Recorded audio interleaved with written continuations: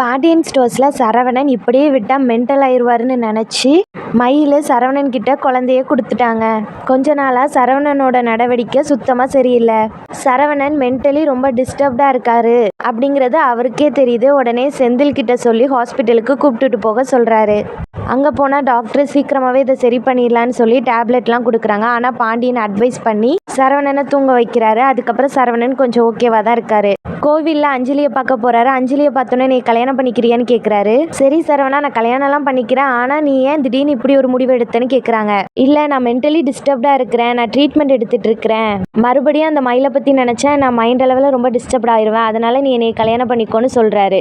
இதை கேட்ட உடனே அஞ்சலிக்கு ரொம்ப கோவம் வருது. உன்ன மாதிரி ஒரு மென்டலெல்லாம் கல்யாணம் பண்ணிக்க முடியாதுன்னு சொல்லிட்டு போயிடுறாங்க.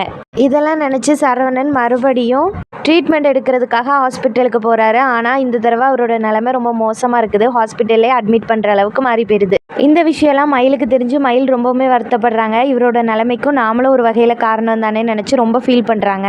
இவரை நம்ம பழையபடி கொண்டு வரணும் அப்படின்னா இவர்கிட்ட நம்ம குழந்தைய கொடுத்தாதான் இவர் பழையபடி மாறுவார்னு சொல்லி குழந்தைய சரவணன் கிட்ட கொடுத்த உடனே சரவணன் ரொம்பவுமே சந்தோஷப்படுறாரு. சரவணன் எப்படியாவது மனசு மாறி மயிலையும் ஏற்றுக்கிட்டாரு அப்படின்னா எப்படி இருக்கும்? நீங்கள் என்ன நினைக்கிறீங்க? கமெண்ட் செக்ஷனில் சொல்லுங்கள்.